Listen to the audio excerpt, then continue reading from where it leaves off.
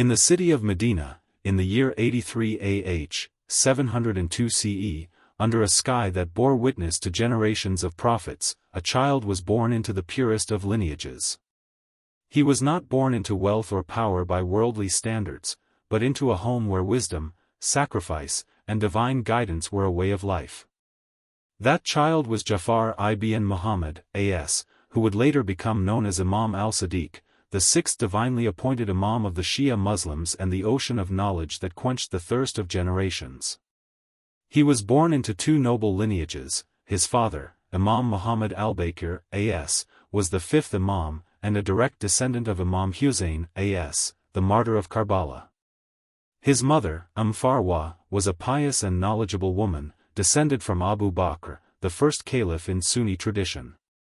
In this unique way, Imam Ja'far, A.S., became a living bridge between the Muslim world, carrying the blood of both revered lines. From the very beginning, there was something different about this child. It wasn't only the depth in his gaze or the unusual calm in his presence, it was the silence that fell over people when he entered a room, the way elders paused to listen even when he said little. His father, Imam Muhammad al-Baqir, A.S., would often hold him in his arms during scholarly gatherings, whispering knowledge into his ear before Ja'far could even walk. Medina in those days was not the city of peace it is known as today. It was a place of surveillance, unrest, and political tensions under the Umayyad Caliphate. The tragedy of Karbala was still fresh in the hearts of the lovers of Ahl-e-Bait, A.S. The streets where Ja'far, played as a child were also the same streets where whispers of betrayal, fear, and mourning traveled quietly. Families still wept for Hussain, A.S., and every 10th of Muharram carried the weight of collective grief. And yet, in the house of Imam Muhammad al-Baqir, A.S., there was not only mourning, there was also revival. As a young boy, Ja'far, A.S., would sit beside his father and watch him teach the Quran, narrate the hadith of the Prophet, Pbuh, and explain deep layers of Islamic philosophy. But these weren't simple lessons, they were legacies being passed down. His father would tell him, "My son, our knowledge is not from books alone. It is from the heart of Rasulullah, Pbuh, passed from Ali, A.S., to Hussain, A.S., and now to us. Carry it with sincerity and silence." And so Ja'far, A.S., listened. He absorbed. It was said that before the age of 10, the boy had memorized the Quran and mastered Arabic grammar, logic, and jurisprudence. His teachers were the finest, not just scholars but martyrs, not just jurists but imams. And yet, his demeanor remained one of humility. He never claimed knowledge, he simply shared it. By the time he reached his teenage years, Ja'far al-Sadiq, A.S., was already respected among the scholars of Medina.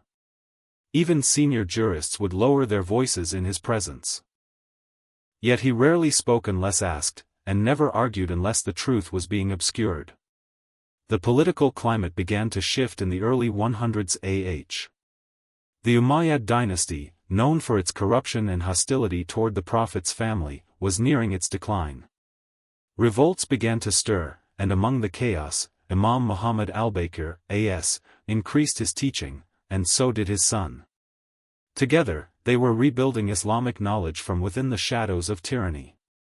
But what the people of the time perhaps didn't realize was that Ja'far al-Sadiq, wasn't only a religious figure, he was being prepared to be the intellectual revival of Islam. He learned chemistry and astronomy, not from foreign texts, but through divine inspiration and observation of Allah's signs. Later in his life, he would mentor men like Jabir ibn Hayyan, who is known today as the father of early chemistry. He also taught Hisham ibn al-Hakam, a theologian who defended the concept of Imamate with logical precision against the Greek philosophers of the time. But we'll return to that later. Because for now, our story still rests in the early years. One of the most significant lessons young Ja'far, A.S., learned in these formative years was the silent power of patience. He witnessed firsthand how his grandfather, Imam Zain al-Abidin, A.S., survived the massacre of Karbala only to spend the rest of his life in worship and silent resistance. He saw how his own father taught from behind closed doors, under threat of death, yet never stopped speaking the truth. This left an impression deeper than any sword could carve. In one early conversation recorded by his companions, a scholar once asked him, "O son of Muhammad al-Baqir, why do you smile when others fear the rulers?" And the young Imam replied gently, "Fear belongs to those who chase the world. We seek Allah, what is there to fear when He is near?" This humility, mixed with unwavering conviction, became his signature. As he approached adulthood, he became known not only as Jafar, but as al-Sadiq, the truthful. Not because he called himself so, but because his enemies and followers alike found no lie in him, no exaggeration, no pride. He was precise in knowledge and sincere in character. He debated with scholars from all backgrounds, atheists, Christians, and Muslims alike, not to win arguments, but to unveil the light of truth. He often said, "Knowledge is a light that Allah places in the heart of the one He loves. It is not memorized from books, but drawn from sincerity and submission."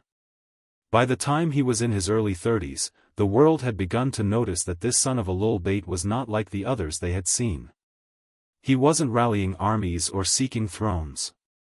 He was building hearts. He was planting seeds that would later grow into one of the most powerful Islamic intellectual legacies ever known. But then, came the moment that would change his role forever. In the year 114 AH, 732 CE, his father, Imam Muhammad al-Baqir, A.S., was poisoned and martyred by the tyrant rulers of the time. The loss was personal, deep, and world-shifting. But in the pain of loss came the rise of responsibility. The Imamate, the divine leadership of the Ummah, was now on the shoulders of Imam Ja'far al-Sadiq, A.S. The ocean had begun to rise. And the world would never be the same. The martyrdom of Imam Muhammad al-Baqir, A.S., left a profound void in the hearts of the faithful. But it also marked the dawn of a new chapter, one that would redefine the intellectual, spiritual, and theological foundations of Islam for generations to come. At just 31 years old, Imam Ja'far al-Sadiq, A.S., assumed the position of Imam of the Ummah, the sixth divinely appointed guide from the lineage of Prophet Muhammad, Pbuh. Yet, his leadership would not be one of politics, sword, or rebellion. His mission was of a different kind. He would become the teacher of minds and hearts, the Imam who turned silence into scholarship and oppression into opportunity. The early years of Imam al-Sadiq's imamate coincided with a massive transition in the Islamic world. The Umayyad dynasty, weakened by internal corruption and public resentment, was beginning to collapse. In 132 AH, 750 CE, the Abbasids overthrew the Umayyads and established their own rule. Though this new dynasty claimed to be closer to Ahl-e-Bait, AS, their actions would soon reveal their true intentions. Like the Umayyads, they feared and oppressed the family of the Prophet. But this period of political distraction gave Imam al-Sadiq, AS, a rare window. With rulers preoccupied by consolidating power, he found a brief moment of space, one that allowed him to expand his teachings and lay the foundation for an Islamic school of thought that still thrives today. In a small, humble courtyard in Medina, Imam al-Sadiq, A.S., established what many today refer to as the first true Islamic university. But there were no grand halls, marble floors, or ivory towers. The walls were made of clay. The roof was the open sky. The books were the hearts of students, and the teacher was the ocean of knowledge himself. Over the next several years, thousands of students gathered around him, from all parts of the Islamic world. What made his school so unique was that it wasn't limited to only Shia followers. Sunnis, Mu'tazilites, Sufis, and even non-Muslim thinkers came to benefit from his unmatched depth of understanding. It is said that over 4,000 students studied under Imam al-Sadiq, A.S., learning everything from theology, jurisprudence, Quranic exegesis, hadith, to astronomy, medicine, mathematics, alchemy, agriculture, and even philosophy. One of the most famous students was Jabir ibn Hayyan, a chemist and scholar who is known in the West as Jibir, often regarded as the father of early chemistry. He wrote hundreds of treatises on scientific subjects, many of which began with the words, "My teacher, Jafar ibn Muhammad, taught me." But Imam al-Sadiq's knowledge was not taken from Greek philosophers or Persian scholars. It was inherited, divine, spiritual, and clear. It was the knowledge of the Quran, unlocked by one who had been given its inner meaning. One of Imam al-Sadiq's most profound qualities was the way he taught. He didn't simply lecture, he guided souls. He would patiently listen, ask questions that made others think deeply, and respond with wisdom that was layered yet simple. For example, when asked about Tawheed, oneness of God, he said, "He is a thing, but not like other things. He is existent, but without form. He is one, not in number, but in essence." When a man challenged him on Imamate, the Imam asked, "Do you think Allah would leave his creation without a guide, while even a house needs a door, and a body needs a heart?" These weren't just answers, they were revelations to those with hearts open to truth. His students memorized not only his words, but also his akhlaq, character. He was never harsh, never boastful. If a guest entered, he stood up. If someone criticized him, he smiled. He taught that knowledge was only meaningful if it transformed the soul. The fame of Imam Ja'far al-Sadiq, spread quickly. The Abbasid rulers became aware of his influence and began to monitor him closely. But despite the tension, they could not silence his voice. His knowledge became too powerful, too vast, and too respected. The Imam engaged in theological debates with Christians, atheists, and scholars from various sections. One of the most well-known stories is his debate with Ibn Abi al-Ajah, a famous atheist. The man tried to mock the existence of God, but Imam al-Sadiq responded with such calm and rational clarity that the man left speechless. In one moment, Imam said, "Have you ever boarded a ship without a captain, and it reached the shore safely?" The atheist replied, "No, such a thing is impossible." The Imam smiled gently and said, "Then how can this vast universe run without a creator?" This simple question became legendary, not only for its logic but for its beauty. Imam al-Sadiq's Imamate marks a pivotal moment in Shia history. It was during his time that the distinct doctrines of the Shia school were formally articulated and spread. He explained the concept of Imamate not as a political title, but as a divine station, a leadership appointed by Allah, one that existed alongside prophethood to guide the hearts after revelation had been completed. He emphasized that the Imam must be infallible, masum, chosen, and divinely guided. He compiled the hadith of Ahl-e-Bait, narrating from his father and grandfather, all the way back to Imam Ali, and the Holy Prophet, Pbuh. His narrations covered fiqh, Islamic law, ethics, and social justice, and these narrations would become the core of the Jafari school of thought, the foundation of Twelver Shia Islam. The followers of Imam al-Sadiq, didn't just admire him, they loved him deeply. They would travel months across deserts just to sit in his presence for a day. Many of them wrote down his teachings in hidden scrolls, for fear of persecution. Others memorized them, word for word, in their hearts. The Imam would often tell them, "Don't just call yourselves Shia. Be our true followers by your actions. Speak the truth, return trusts, and worship Allah sincerely." He didn't want mere loyalty, he wanted transformation. As his school grew, the Abbasid caliphs grew more anxious. Particularly Abu Ja'far al-Mansur, the second Abbasid caliph, became increasingly hostile. He feared the spiritual power of Imam al-Sadiq, not because the Imam was seeking a throne, but because truth itself was his throne. Plots were laid. Spies were planted.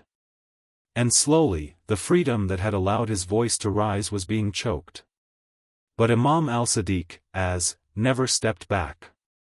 He continued teaching, in secret if needed, and planting seeds of faith in the hearts of those who sought knowledge for Allah's sake. The waves of the ocean had begun to stir. And in the shadows of power, the Imam was preparing his final stand, not with a sword, but with the unmatched force of divine wisdom. In the golden city of Medina, where knowledge once blossomed under the humble roof of Imam Ja'far al-Sadiq, a.s., the winds of change had turned bitter. The Abbasid rulers, particularly Abu Ja'far al-Mansur, had now grown painfully aware, this man, who wielded no sword, commanded no army, and sat with the poor instead of kings, held a power they could neither match nor silence. It was not political rebellion they feared. It was his truth. Unlike others who had challenged the ruling empires through uprisings and bloodshed, Imam al-Sadiq, a.s., chose a path of intellectual resistance. Yet, the effect was more lasting than any military campaign. His school of thought, with thousands of students, was becoming the beacon of justice, monotheism, and spiritual revival. His words were being copied, memorized, and carried from city to city. His influence now reached Iraq, Iran, Egypt, and beyond. This deeply unsettled al-Mansur. The caliph began to tighten his grip. He feared that the name of Ja'far ibn Muhammad, would soon overshadow that of the Abbasids themselves. The Imam, a.s., though not seeking political power, had captured the hearts of the Ummah, and hearts, once conquered, do not turn back easily. Abu Ja'far al-Mansur ordered spies to surround the home of the Imam in Medina. Every gathering was monitored. Every visitor tracked. Informants were planted even among students, though most were too in love with the Imam's wisdom to betray him. False rumors were spread, claiming the Imam was plotting revolution. Mansur even accused the Imam of amassing wealth and supporters for rebellion. But Imam Ja'far al-Sadiq, a.s., calm and composed, responded with grace. I have not called people to fight for a throne. I have only called them to recognize their Lord and obey him. Still, the harassment continued. Scholars loyal to the Abbasids were told to challenge the Imam publicly. But time after time, they failed, because the Imam's knowledge was not borrowed, it was divine. In one of the most painful moments, al-Mansur ordered the arrest of Imam al-Sadiq, a.s. He was summoned from Medina to Kufa, interrogated, and humiliated. But every word the Imam spoke made it clear, he was not a man to be broken. In one encounter, al-Mansur tried to threaten him. Why do the people love you more than me? Why do they follow you? The Imam replied. Because I feed their souls with truth. You feed their fears with power. Unable to find any fault, Mansur released the Imam, but not without placing him under tight surveillance. For the remaining years of his life, Imam al-Sadiq, a.s., was restricted from teaching publicly, his gatherings reduced, and many of his companions were imprisoned or martyred. Yet the Imam did not stop.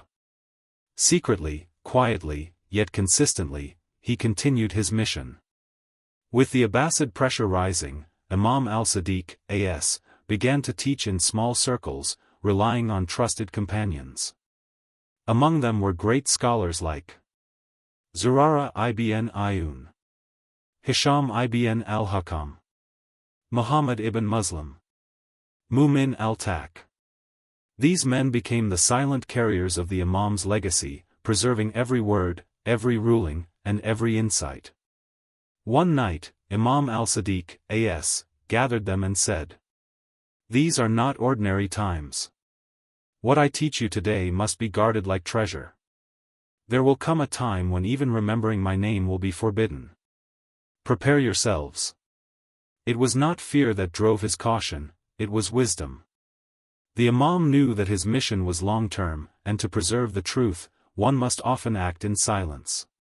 Despite his knowledge, status, and the lineage of the Holy Prophet, Pbuh, Imam Ja'far al-Sadiq, a.s., faced extreme hardship.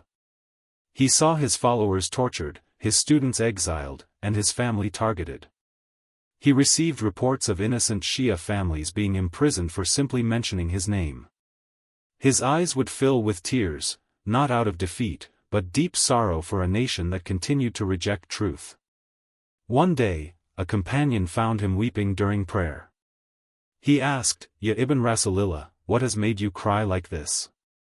The Imam answered, How can I not cry when I hear the names of those who sacrificed their lives for truth, and yet the people do not even remember them?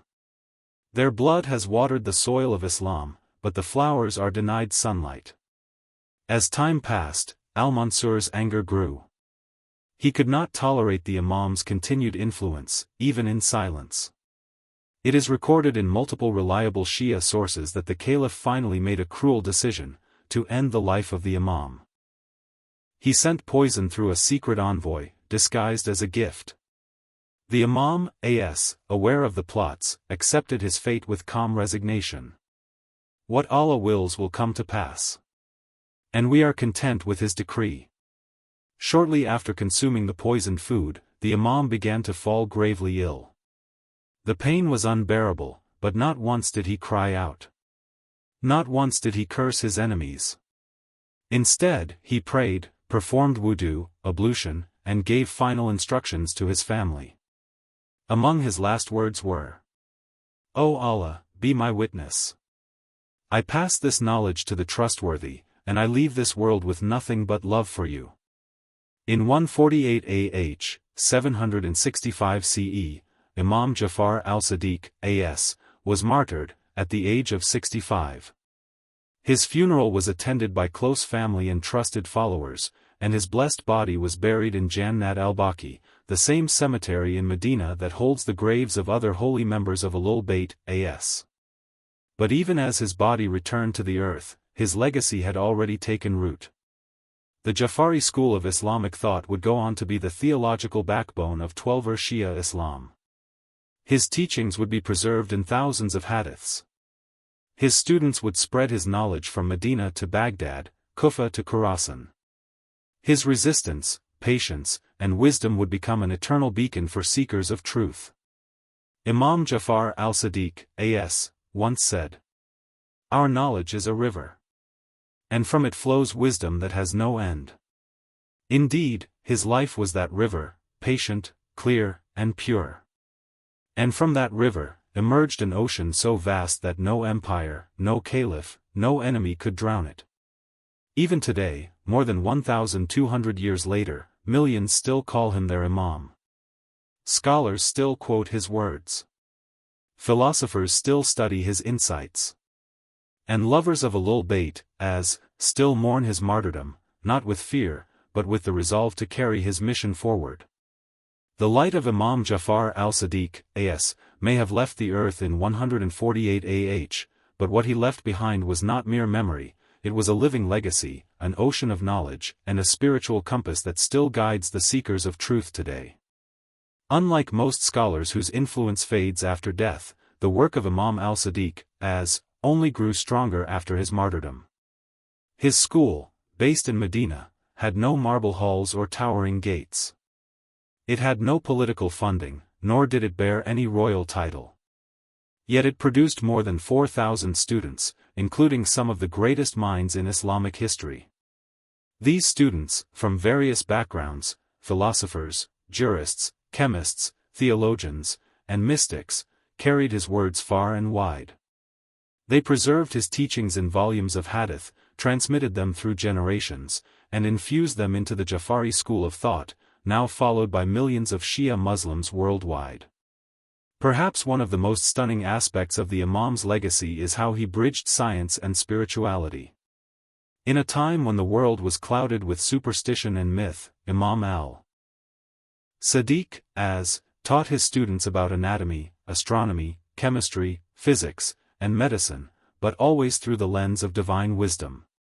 He explained the expansion of the universe, the circulation of blood, the laws of nature, and the depths of the soul, centuries before modern scientists confirmed them. One of his most famous students, Jabir ibn Hayyan, known as the father of chemistry, wrote over 100 treatises based on the knowledge he received from the Imam. But Imam Ja'far al-Sadiq, never claimed these truths for worldly fame. "True knowledge is a light placed in the heart of one whom Allah loves," he once said. His teachings were not about power. They were about enlightenment. And this is why his legacy outlived empires. For the Shia Muslims, Imam al-Sadiq, became the pillar of theological development. He laid down the principles of fiqh, jurisprudence, usul, foundations, and aqaid, beliefs. His narrations shaped the Ahl-e-Bait as worldview, rooted in reason, justice, and submission to the one true God. Even as the political world shifted from Umayyads to Abbasids and beyond, the school of Imam Ja'far al-Sadiq as remained unchanged, unwavering, and untouched in its purity. From the smallest issue of daily prayer to the grandest questions of divine justice, his answers carried not just logic, but the fragrance of prophetic wisdom. Today, in universities, seminaries, and homes around the world, from Najaf to Qom, Karbala to California, his name is revered. His words are still read on pulpits. His legacy is still defended with pride. His patience, his courage, and his refusal to bow to tyrants continue to inspire scholars, youth, and ordinary believers alike. His teachings have been translated into hundreds of languages. His narrations are quoted in both Sunni and Shia collections. And his philosophy of faith through intellect continues to attract minds from all walks of life. Imam Ja'far al-Sadiq as once said, "When you learn knowledge, practice it. For knowledge without action is like a tree without fruit." And so, the Shia continue not just to study his words, but to live by them. His ocean of knowledge flows in the hearts of believers who stand for justice, speak with wisdom, and worship with sincerity. He did not leave behind castles or armies. He left behind something far more powerful, truth. To know Imam Ja'far al-Sadiq as is to know what it means to be truly free, free from fear, from ignorance, from oppression. He taught us that resistance is not always loud, and revolution does not always carry a sword. Sometimes, it comes through a whisper of wisdom, a single answered question, or a man sitting in the courtyard of a mosque with a pen, changing the course of history. He was not just the Imam of his time. He is the Imam of intellect, the Imam of truth, and the Imam of every soul seeking the light of Ahl-e-Bait as. And that is why, even today, the ocean of Imam Ja'far al-Sadiq as has no shore.